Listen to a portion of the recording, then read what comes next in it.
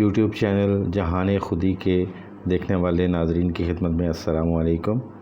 ناظرین، آپ پیر کامل ناول کی 50 اقساط دیکھ چکے ہیں۔ آج ہم اس ناول کی 51ویں قسط آپ کی خدمت میں پیش کر رہے ہیں، تو آئیے شروع کرتے ہیں۔ پھر کیا پروگرام ہے، چلو گے؟ فرقان نے اگلے دن شام کو اس سے کارڈ لیتے ہوئے کہا، نہیں، میں تو اس ویکینڈ پر کراچی جا رہا ہوں IBA کے ایک سیمینار کے لیے۔ اتوار کو میری واپسی ہوگی۔ میں تو آ کر بس سوؤں گا۔ نتھنگ ایلس، تم چلے جانا، میں لفافہ دے دوں گا، وہ تم میری طرف سے معذرت کرتے ہوئے دے دینا، سالار نے کہا۔ کتنے افسوس کی بات ہے سالار، وہ خود کارڈ دے کر گئی ہیں، اتنی محبت سے بلایا ہے، فرقان نے کہا۔ جانتا ہوں، لیکن میں ادھر جا کر وقت ضائع نہیں کر سکتا۔ ہم بس تھوڑی دیر بیٹھیں گے، پھر آ جائیں گے۔ فرقان، میری واپسی کنفرم نہیں ہے، ہو سکتا ہے میں اتوار کو آ ہی نہ سکوں یا اتوار کی رات کو آؤں۔ بے حد فضول آدمی ہو تم، وہ بڑی مایوس ہوگی۔ کچھ نہیں ہوگا، میرے نہ ہونے سے ان کی بیٹی کی شادی تو نہیں رک جائے گی۔ ہو سکتا ہے انہیں پہلے ہی میرے نہ آنے کا اندازہ ہو، اور ویسے بھی فرقان، تم اور میں کوئی اتنے اہم مہمان نہیں ہیں، سالار نے لاپرواہی سے کہا۔ بہرحال میں اور میری بیوی تو جائیں گے، چاہے ہم کم اہم مہمان ہی کیوں نہ ہوں، فرقان نے ناراضی سے کہا۔ میں نے کب روکا ہے، ضرور جاؤ، تمہیں جانا بھی چاہیے۔ سعیدہ اماں کے ساتھ تمہاری مجھ سے زیادہ بے تکلفی اور دوستی ہے، سالار نے کہا۔ مگر سعیدہ اماں کو میری بجائے تمہارا زیادہ خیال رہتا ہے، فرقان نے جتایا۔ وہ مروت ہوتی ہے، سالار نے اس کی بات کو سنجیدگی سے لیے بغیر کہا۔ جو بھی ہوتا ہے، بہرحال تمہارا خیال تو ہوتا ہے انہیں۔ چلو، اور کچھ نہیں تو ڈاکٹر سبت علی کی عزیزہ سمجھ کر ہی تم ان کے ہاں چلے جاؤ، فرقان نے ایک اور حربہ آزمایا۔ ڈاکٹر صاحب تو خود یہاں نہیں ہیں، وہ تو خود شادی میں شرکت نہیں کر رہے، اور اگر وہ یہاں ہوتے بھی تو کم از کم مجھے تمہاری طرح مجبور نہیں کرتے۔ اچھا، میں بھی نہیں کرتا تمہیں مجبور، نہیں جانا چاہتے ہو تو مت جاؤ، فرقان نے کہا۔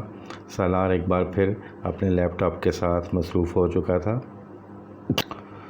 وہ ایک سرسبز و وسیع سبزہ تھا جہاں وہ دونوں موجود تھے۔ وسیع کھلے سبزہ میں درخت تھے، مگر زیادہ بلند نہیں۔ خوبصورت پھولدار جھاڑیاں تھیں، چاروں طرف خاموشی تھی۔ وہ دونوں کسی درخت کے سائے میں بیٹھنے کی بجائے ایک پھولدار جھاڑی کے قریب دھوپ میں بیٹھے تھے۔ امامہ اپنے گھٹنوں کے گرد بازو لپیٹے ہوئے بیٹھی تھی، اور وہ گھاس پر چت لیٹا ہوا تھا، اس کی آنکھیں بند تھیں۔ ان دونوں کے جوتے کچھ فاصلے پر پڑے ہوئے تھے۔ امامہ نے اس بار خوبصورت سفید چادر اوڑھی ہوئی تھی۔ ان دونوں کے درمیان گفتگو ہو رہی تھی۔ امامہ اس سے کچھ کہتے ہوئے دور کسی چیز کو دیکھ رہی تھی۔ اس نے لیٹے لیٹے اس کی چادر کے ایک پہلو سے اپنے چہرے کو ڈھانپ لیا، یوں جیسے دھوپ کی شعاعوں سے آنکھوں کو بچانا چاہتا ہو۔ اس کی چادر نے اسے عجیب سا سکون اور سرشاری دی تھی۔ امامہ نے چادر کے سرے کو اس کے چہرے سے ہٹانے یا کھینچنے کی کوشش نہیں کی۔ دھوپ اس کے جسم کو تراوٹ بخش رہی تھی۔ آنکھیں بند کیے وہ اپنے چہرے پر موجود چادر کے لمس کو محسوس کر رہا تھا۔ وہ نیند اسے اپنی گرفت میں لے رہی تھی۔ سالار نے یکدم آنکھیں کھول دیں۔ وہ اپنے بیڈ پر چت لیٹا ہوا تھا۔ کسی چیز نے اس کی نیند کو توڑ دیا تھا۔ وہ آنکھیں کھولے کچھ دیر بے یقینی سے اپنے ارد گرد کے ماحول کو دیکھتا رہا۔ یہ وہ جگہ نہیں تھی جہاں اسے ہونا چاہیے تھا۔ ایک اور خواب، ایک اور ایلیوژن۔ اس نے آنکھیں بند کر لیں، اور تب اس کو موبائل فون نے متوجہ کر لیا جو مسلسل اس کے سرہانے بج رہا تھا۔ یہ فون ہی تھا جو اسے اس خواب سے باہر لے آیا تھا۔ قدرے جھنجھلاتے ہوئے لیٹے لیٹے ہاتھ بڑھا کر اس نے موبائل اٹھایا۔ دوسری طرف فرقان تھا۔ کہاں تھے سالار؟ کب سے فون کر رہا ہوں، اٹینڈ کیوں نہیں کر رہے تھے؟ فرقان نے اس کی آواز سنتے ہی کہا۔ میں سو رہا تھا، سالار نے کہا، اور اٹھ کر بیڈ پر بیٹھ گیا۔ اس کی نظر اب پہلی بار گھڑی پر پڑی جو 4 بجا رہی تھی۔ تم فوراً سعیدہ اماں کے ہاں چلے آؤ، دوسری طرف سے فرقان نے کہا۔ کیوں؟ میں نے تمہیں بتایا تھا، میں تو… فرقان نے اس کی بات کاٹ دی۔ میں جانتا ہوں تم نے مجھے کیا بتایا تھا، مگر یہاں کچھ ایمرجنسی ہو گئی ہے۔ کیسی ایمرجنسی؟ سالار کو تشویش ہوئی۔ تم یہاں آؤ گے تو پتہ چل جائے گا، تم فوراً یہاں پہنچو، میں फ़ون بند کر رہا ہوں۔ فرقان نے फ़ون بند کر دیا۔ سالار کچھ پریشانی کے عالم میں फ़ون کو دیکھتا رہا۔ فرقان کی آواز سے اسے اندازہ ہو گیا تھا کہ وہ پریشان تھا، مگر سعیدہ اماں کے ہاں پریشانی کی نوعیت کیا ہو سکتی تھی؟ 15 منٹ میں کپڑے تبدیل کرنے کے بعد گاڑی میں تھا۔ فرقان کی اگلی کال اس نے کار میں ریسیو کی۔ تم کچھ بتاؤ تو صحیح، ہوا کیا ہے؟ مجھے پریشان کر دیا ہے تم نے، سالار نے اس سے کہا۔ پریشان ہونے کی ضرورت نہیں ہے، تم ادھر ہی آ رہے ہو، یہاں آؤ گے تو تمہیں پتہ چل جائے گا۔ میں فون پر تفصیلی بات نہیں کر سکتا۔ فرقان نے ایک بار پھر فون بند کر دیا۔ تیز رفتاری سے ڈرائیونگ کرتے ہوئے اس نے آدھے گھنٹے کا سفر تقریباً 20 منٹ میں طے کیا۔ فرقان اسے سعیدہ اماں کے گھر کے باہر ہی مل گیا۔ سالار کا خیال تھا کہ سعیدہ اماں کے ہاں اس وقت بہت چہل پہل ہوگی، مگر ایسا نہیں تھا۔ وہاں دور دور تک کسی بارات کے آثار نہیں تھے۔ فرقان کے ساتھ وہ بیرونی دروازے کے بائیں طرف بنے ہوئے ایک پرانی طرز کے ڈرائنگ روم میں آ گیا۔ آخر ہوا کیا ہے جو تمہیں اس طرح بلانا پڑ گیا؟ آخر ہوا کیا ہے جو تمہیں مجھے اس طرح بلانا پڑ گیا؟ سالار اب الجھ رہا تھا۔ سعیدہ اماں اور ان کی بیٹی کے ساتھ ایک مسئلہ ہو گیا ہے، فرقان نے اس کے سامنے والے صوفے پر بیٹھتے ہوئے کہا۔ وہ بے حد سنجیدہ تھا۔ کیسا مسئلہ؟ جس لڑکے سے ان کی بیٹی کی شادی ہو رہی تھی، اس لڑکے نے کہیں اور اپنی مرضی سے شادی کر لی ہے۔ مائی گوڈنس، سالار کے منہ سے بے اختیار نکلا۔ ان لوگوں نے ابھی کچھ دیر پہلے سعیدہ اماں کو یہ سب فون پر بتا کر ان سے معذرت کی ہے۔ وہ لوگ اب بارات نہیں لا رہے۔ میں ابھی کچھ دیر پہلے ان لوگوں کے ہاں گیا ہوا تھا، مگر وہ لوگ واقعی مجبور ہیں۔ انہیں اپنے بیٹے کے بارے میں کچھ پتہ نہیں ہے کہ وہ کہاں ہے۔ اس لڑکے نے بھی انہیں صرف فون پر ہی اس کی اطلاع دی ہے۔ فرقان تفصیل بتانے لگا۔ اگر وہ لڑکا شادی نہیں کرنا چاہتا تھا تو اسے بہت پہلے ہی ماں باپ کو صاف صاف بتا دینا چاہیے تھا۔ بھاگ کر شادی کر لینے کی ہمت تھی تو ماں باپ کو پہلے ہی اس شادی سے انکار کر دینے کی ہمت بھی ہونی چاہیے تھی، سالار نے ناپسندیدگی سے کہا۔ سعیدہ اماں کے بیٹوں کو اس وقت یہاں ہونا چاہیے تھا، وہ اس معاملے کو ہینڈل کر سکتے تھے، لیکن اب وہ نہیں ہیں تو کسی نہ کسی کو تو سب کچھ دیکھنا ہے۔ سعیدہ اماں کے کوئی اور قریبی رشتہ دار نہیں ہیں؟ سالار نے پوچھا۔ نہیں، میں نے ابھی کچھ دیر پہلے ڈاکٹر سبت علی صاحب سے بات کی ہے فون پر، فرقان نے اسے بتایا۔ لیکن ڈاکٹر صاحب بھی فوری طور پر تو کچھ نہیں کر سکیں گے، یہاں ہوتے تو اور بات تھی، سالار نے کہا۔ انہوں نے مجھ سے کہا ہے کہ میں تمہاری فون پر ان سے بات کرواؤں۔ فرقان کی آواز اس بار کچھ دھیمی تھی۔ میری بات؟ لیکن کس لیے؟ سالار کچھ حیران ہوا۔ ان کا خیال ہے کہ اس وقت تم سعیدہ اماں کی مدد کر سکتے ہو۔ میں؟ سالار نے چونک کر کہا۔ میں کس طرح مدد کر سکتا ہوں؟ آمنہ سے شادی کر کے؟ سالار دم بخود پلکیں جھپکائے بغیر اسے دیکھتا رہا۔ تمہارا دماغ تو ٹھیک ہے؟ اس نے بمشکل فرقان سے کہا۔ ہاں بالکل ٹھیک ہے۔ سالار کا چہرہ سرخ ہو گیا۔ تمہیں پھر پتہ نہیں ہے کہ تم کیا کہہ رہے ہو؟ وہ ایک جھٹکے سے اٹھ کھڑا ہوا۔ فرقان برق رفتاری سے اٹھ کر اس کے راستے میں حائل ہو گیا۔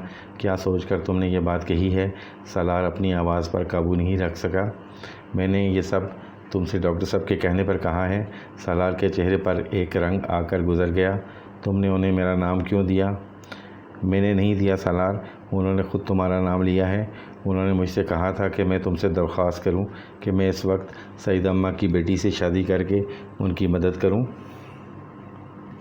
کسی نے سالار کے پیروں کے نیچے سے زمین کھینچی تھی یا سر سے آسمان، اسے اندازہ نہیں ہوا۔ وہ پلٹ کر واپس صوفے پر بیٹھ گیا۔ میں شادی شدہ ہوں فرقان، تم نے انہیں بتایا؟ ہاں، میں نے انہیں بتا دیا تھا کہ تم نے کئی سال پہلے ایک لڑکی سے نکاح کیا تھا، مگر پھر وہ لڑکی دوبارہ تمہیں نہیں ملی۔ پھر وہ اس کے باوجود یہی چاہتے ہیں کہ تم آمنہ سے شادی کر لو۔ فرقان، وہ بات کرتے کرتے رک گیا۔ اور امامہ، اس کا کیا ہوگا؟ تمہاری زندگی میں امامہ کہیں نہیں ہے، اتنے سالوں میں کون جانتا ہے وہ کہاں ہے بھی کہ نہیں؟ فرقان، سالار نے ترشی سے اس کی بات کاٹی۔ اس بات کو رہنے دو کہ وہ ہے یا نہیں، مجھے صرف یہ بتاؤ، اگر کل امامہ آ جاتی ہو تو کیا ہوگا؟ تم یہ بات ڈاکٹر صاحب سے کہو، فرقان نے کہا۔ نہیں، تم یہ سب کچھ سعیدہ اماں کو بتاؤ۔ ضروری تو نہیں کہ وہ ایک ایسے شخص کو قبول کر لیتی جس نے کہیں اور شادی کی ہے۔ وہ اگر بارات لے کر آ جاتا تو شاید یہ بھی ہو جاتا۔ مسئلہ تو یہی ہے کہ وہ آمنہ سے دوسری شادی کرنے پر بھی تیار نہیں ہے۔ اسے ڈھونڈا جا سکتا ہے؟ ہاں ڈھونڈا جا سکتا ہے، مگر یہ کام اس وقت نہیں ہو سکتا۔ ڈاکٹر صاحب نے آمنہ کے لیے غلط انتخاب کیا ہے۔ میں آمنہ کو کیا دے سکتا ہوں؟ میں تو اس آدمی سے بھی بدتر ہوں جو ابھی اسے چھوڑ کر گیا ہے۔ سالار نے بے چارگی سے کہا۔ سالار، انہیں اس وقت کسی کی ضرورت ہے۔ ضرورت کے وقت صرف وہی آدمی سب سے پہلے ذہن میں آتا ہے جو سب سے زیادہ قابل اعتبار ہو۔ تمہیں زندگی میں اتنے بہت سے لوگوں کی مدد کرتے آ رہے ہو، کیا ڈاکٹر سبت علی صاحب کی مدد نہیں کر سکتے؟ میں نے لوگوں کی پیسے سے مدد کی ہے۔ ڈاکٹر صاحب مجھ سے پیسہ نہیں مانگ رہے۔ اس سے پہلے کہ فرقان کچھ کہتا، اس کے موبائل پر کال آنے لگی۔ اس نے نمبر دیکھ کر موبائل سالار کی طرف بڑھا دیا۔ ڈاکٹر صاحب کی کال آ رہی ہے۔ سالار نے ستے ہوئے چہرے کے ساتھ موبائل پکڑ لیا۔ وہاں بیٹھے موبائل کان سے لگائے سالار کو پہلی بار احساس ہو رہا تھا کہ زندگی میں ہر بات ہر شخص سے نہیں کی جا سکتی۔ وہ جو کچھ فرقان سے کہہ سکتا تھا، وہ ان سے اونچی آواز میں بات نہیں کر سکتا تھا، انہیں دلائل دے سکتا تھا، نہ بہانے بنا سکتا تھا۔ انہوں نے مخصوص نرم لہجے میں اس سے درخواست کی تھی، اگر آپ اپنے والدین سے اجازت لے سکیں تو آمنہ سے شادی کر لیں، وہ میری بیٹی جیسی ہے۔ آپ سمجھیں میں اپنی بیٹی کے لیے آپ سے درخواست کر رہا ہوں، آپ کو تکلیف دے رہا ہوں، لیکن میں ایسا کرنے کے لیے مجبور ہوں۔ آپ جیسا چاہیں گے میں ویسا ہی کروں گا۔ اس نے مدھم آواز میں ان سے کہا، آپ مجھ سے درخواست نہ کریں، آپ مجھے حکم دیں۔ اس نے خود کو کہتے پایا۔ فرقان تقریباً 10 منٹ بعد اندر آیا۔ سالار موبائل فون ہاتھ میں پکڑے گمسم فرش پر نظریں جمائے ہوئے تھا۔ ڈاکٹر صاحب سے بات ہو گئی تمہاری؟ فرقان نے اس کے مقابلے کرسی پر بیٹھتے ہوئے مدھم آواز میں اس سے پوچھا۔ سالار نے سر اٹھا کر اسے دیکھا، پھر کچھ کہے بغیر سینٹر ٹیبل پر اس کا موبائل رکھ دیا۔ میں رخصتی ابھی نہیں کراؤں گا، بس نکاح کافی ہے، اس نے چند لمحوں بعد کہا۔ وہ اپنے ہاتھوں کی لکیروں کو دیکھ رہا تھا۔ فرقان کو بے اختیار اس پر ترس آیا۔ وہ مقدر کا شکار ہونے والا پہلا انسان نہیں تھا۔ سڑک پر گہما گہمی نہ ہونے کے برابر تھی۔ رات بہت تیزی سے گزرتی جا رہی تھی۔ گہری دھند ایک بار پھر ہر چیز کو اپنے حصار میں لے رہی تھی۔ سڑک پر چلنے والی اسٹریٹ لائٹس کی روشنی دھند کو چیرتے ہوئے اس بالکونی کی تاریکی کو دور کرنے کی کوشش کر رہی تھی جہاں منڈیر کے پاس ایک اسٹول پر سالار بیٹھا ہوا تھا۔ منڈیر پر اس کے سامنے کافی کا ایک مگ پڑا ہوا تھا جس سے اٹھنے والی گرم بھاپ دھند کے پس منظر میں عجیب سی شکلیں بنانے میں مصروف تھی، اور وہ سینے پر دونوں ہاتھ لپیٹے یک ٹک نیچے سنسان سڑک کو دیکھ رہا تھا جو دھند کے اس غلاف میں بہت عجیب نظر آ رہی تھی۔ رات کے 10 بج رہے تھے اور وہ چند منٹ پہلے ہی گھر پہنچا تھا۔ سعیدہ اماں کے گھر نکاح کے بعد وہ وہاں رکا نہیں تھا۔ اسے وہاں عجیب سی وحشت ہو رہی تھی۔ وہ گاڑی لے کر بے مقصد شام سے رات تک سڑکوں پر پھرتا رہا۔ اس کا موبائل آف تھا۔ وہ بیرونی دنیا سے اس وقت کوئی رابطہ نہیں کرنا چاہتا تھا۔ موبائل آن ہوتا تو فرقان اس سے رابطہ کرتا، بہت سی وضاحتیں دینے کی کوشش کرتا، یا ڈاکٹر سبت علی رابطہ کرتے، اس کا شکریہ ادا کرتے۔ وہ یہ دونوں چیزیں نہیں چاہتا تھا۔ وہ اس وقت مکمل خاموشی چاہتا تھا۔ اٹھتی ہوئی بھاپ کو دیکھتے ہوئے اس نے ایک بار پھر چند گھنٹے پہلے کے واقعات کے بارے میں سوچا۔ سب کچھ ایک خواب کی طرح لگ رہا تھا۔ کاش خواب ہی ہوتا۔ اسے وہاں بیٹھے کئی ماہ پہلے حرم پاک میں مانگی جانے والی دعا یاد آئی۔ تو کیا اسے میری زندگی سے نکال دینے کا فیصلہ ہوا ہے؟ اس نے تکلیف سے سوچا۔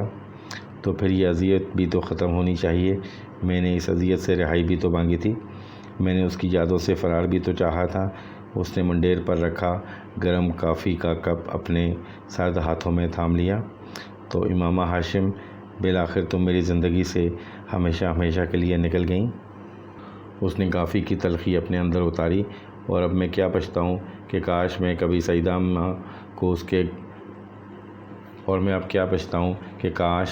کبھی سعیدہ اماں کو اس سڑک پر نہ دیکھ پاتا، یا میں ان کو لفٹ نہ دیتا ان کا گھر مل جاتا اور میں انہیں وہاں ڈراپ کر کے آ جاتا، ان کو اپنے گھر نہ لاتا، نہ روابط بڑھتے، نہ وہ اس شادی پر مجھے بلاتی، یا پھر کاش میں آج کراچی میں ہی نہ ہوتا، یہاں ہوتا ہی نہیں، یا میں موبائل آف کر کے سوتا، فون کا ریسیور رکھ دیتا، فرقان کی کال ریسیو ہی نہ کرتا، یا پھر کاش میں ڈاکٹر سبت علی کو نہ جانتا ہوتا کہ ان کے کہنے پر مجھے مجبور نہ ہونا پڑتا، یا پھر شاید مجھے یہ تسلیم کر لینا چاہیے کہ امامہ میرے لیے نہیں ہے۔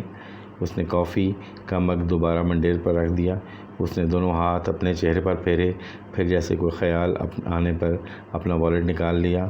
والٹ کی ایک جیب میں اس نے ایک تہہ شدہ کاغذ نکال کر کھول دیا۔ ڈیئر انکلز کے اندر، مجھے آپ کے بیٹے کی موت کے بارے میں جان کر بہت افسوس ہوا۔ میری وجہ سے آپ لوگوں کو چند سال کافی پریشانی کا سامنا کرنا پڑا، میں اس کے لیے معذرت خواہ ہوں۔ مجھے سالار کو کچھ رقم ادا کرنی تھی، وہ میں آپ کو بھجوا رہی ہوں۔ خدا حافظ امامہ ہاشم۔ اس نے 9 ماہ میں کتنی بار اس کاغذ کو پڑھا تھا اسے یاد نہیں تھا۔ اس کاغذ کو چھوتے ہوئے اسے اس کاغذ میں امامہ کا لمس محسوس ہوتا تھا۔ اس کے ہاتھ سے لکھا ہوا اپنا نام کاغذ پر تحریر ان چند جملوں میں اس کے لیے کوئی اپنائیت نہیں تھی۔ وہ یہ بھی جانتا تھا کہ امامہ کو اس کی موت کی خبر پر کوئی افسوس نہیں ہوا ہوگا۔ وہ خبر اس کے لیے 2.5 سال بعد رہائی کا پیغام بن کر آئی تھی، اسے کیسے افسوس ہو سکتا تھا؟ لیکن اس کے باوجود وہ چند جملے اس کے لیے بہت اہم ہو گئے تھے۔ اس نے کاغذ پر لکھے جملوں پر اپنی انگلیاں پھیریں۔ اس نے آخر میں لکھے امامہ ہاشم کے نام کو چھوا، پھر کاغذ کو دوبارہ اسی طرح طے کر کے والٹ میں رکھ لیا۔ منڈیر پر کافی کا مگ سرد ہو چکا تھا۔ منڈیر پر رکھا کافی کا مگ سرد ہو چکا تھا۔ سالار نے ٹھنڈی کافی کے باقی مگ کو ایک گھونٹ میں اپنے اندر انڈیل لیا۔ ڈاکٹر سبت علی ایک ہفتے تک لندن سے واپس پاکستان پہنچ رہے تھے اور اسے ان کا انتظار تھا۔ امامہ ہاشم کے بارے میں جو کچھ وہ اتنے سالوں میں انہیں نہیں بتا سکا تھا، وہ اب انہیں بتانا چاہتا تھا۔ اسے اپنی ماضی کے بارے میں جو کچھ نہیں بتا پایا تھا، اب وہ ان سے کہہ دینا چاہتا تھا۔ اسے اب پرواہ نہیں تھی وہ اس کے بارے میں کیا سوچیں گے۔ رمضان کی 4 تاریخ تھی جب ڈاکٹر سبت علی واپس آ گئے تھے۔ وہ رات کو کافی دیر سے آئے تھے اور سالار نے اس وقت انہیں ڈسٹرب کرنا مناسب نہیں سمجھا تھا۔ وہ رات کو ان کے پاس پہلے کی طرح جانا چاہتا تھا، مگر دوپہر کو خلاف توقع بینک میں ان کا فون آ گیا۔ سالار کے نکاح کے بعد یہ ان کا سالار سے تیسرا رابطہ تھا۔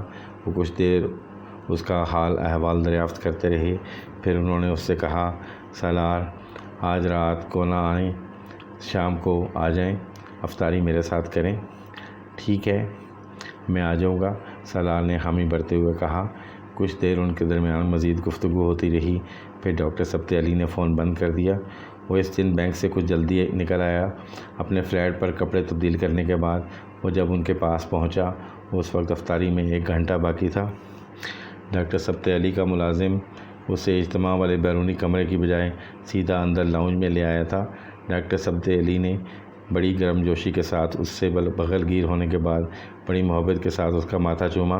پہلے آپ ایک دوست کی حیثیت سے یہاں آتے تھے، آج آپ گھر کا ایک فرد بن کر یہاں آئے ہیں۔